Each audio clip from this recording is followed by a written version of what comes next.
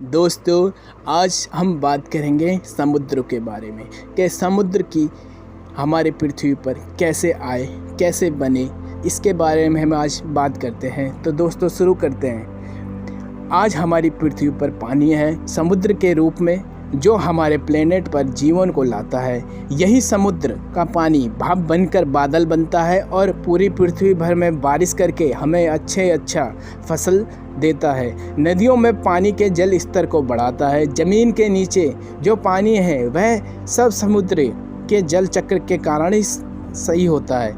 अगर यह ना हो तो 110% जीवन इम्पॉसिबल हो जाएगा।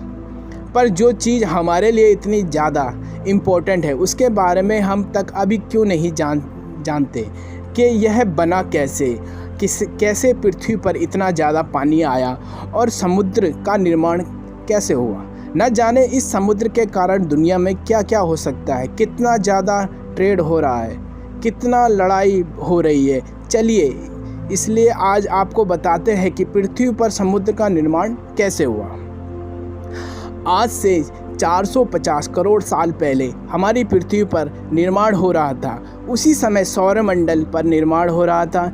जाहिर सी बात है, जब सौरमंडल का निर्माण होगा तभी हम तुम्हारे पृथ्वी का निर्माण होगा। जब पृथ्वी का निर्माण हो रहा था उसी समय पृथ्वी बिल्कुल उबलते हुए, खोलते हुए, पिघलते हुए लावा का एक गोला हुआ करता था, जहाँ पृथ्वी के चारों ओर केवल पिघलते हुए लावा तरल रूप में बहते रहते थे। पृथ्वी पर ऐसी कोई जगह नहीं थी, ऐसा कोई सरफेस नहीं था जो कि पानी को होल्ड कर सके। पृथ्वी तो बस अभी नई फॉर्म हुई थी। कुछ करोड़ साल बीता ही था, पृथ्वी धीरे धीरे ठंडा होना शुरू हुई।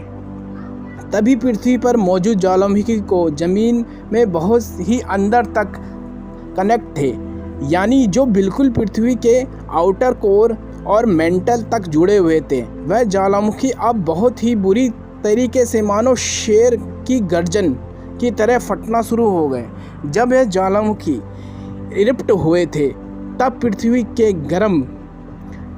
के गर्भ में से बहुत सारे मेटल्स, बहुत सारे गैसेज और ऑक्सीजन और हाइड्रोजन जैसी कई सारी गैसों को अपने साथ बाहर निकाल रहे थे। समय के साथ साथ जब यह ज्वालामुखी की शांत हो गए और अब पृथ्वी के गर्भ से सारी की सारी गैसों को बाहर उड़ेल दिए, तब पृथ्वी धीरे धीरे ठंडी होने लगी और यह बाहर निकली हुई गैस अब बादल के रूप लेने लगी। यही बादल धीरे धीरे कंडेंस होकर पृथ्वी पर बरसने लगे।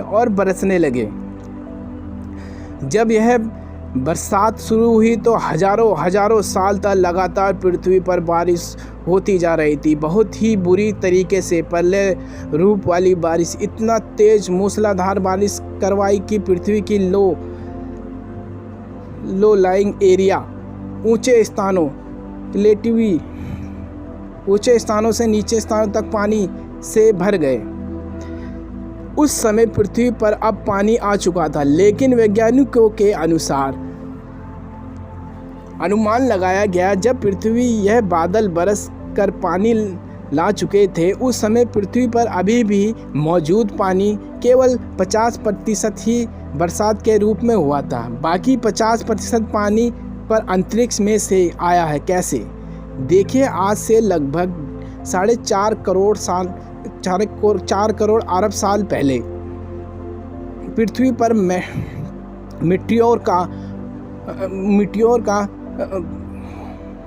आना शुरू हुए। पृथ्वी पर ही नहीं हुआ बल्कि हमारे चंद्रमा पर भी मिट्योर आने शुरू हुए। यह मिट्योर पानी अपने साथ आइस के रूप में लिए हुए थे। इन मिट्योर के ऊपर बर्फ बिल्कुल चिपका हुआ था। जब यह पृथ्वी से टकराने लगे, हजारों साल तक प्रोसेस चला, तब पृथ्वी पर मेटियोर के यह बर्फ़ अब पानी के रूप में आ चुके, क्योंकि पृथ्वी गोल्डीलॉक्स जोन में थी। यहाँ सूर्य का तापमान इतना बैलेंस है कि ना तो यह बिल्कुल ज़्यादा गर्म है, ना ही बिल्कुल ज़्यादा ठंडा। इसलिए बर्फ़ पिघलने लगी और पृथ्वी पर 50% पानी अब आ चुका था।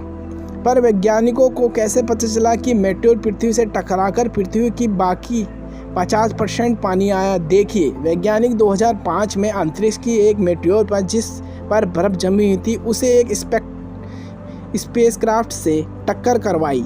जैसे स्पेसक्राफ्ट इस मेटेओर से टकराया तो 2,50,000 टन से भी ज़्यादा पानी अंतरिक्ष में फैल गया।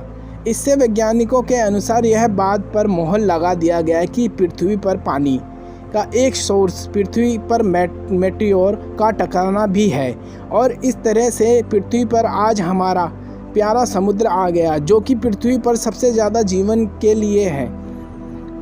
ज़मीन पर आने वाले जीवों से भी ज़्यादा भी समुद्र में रहते हैं।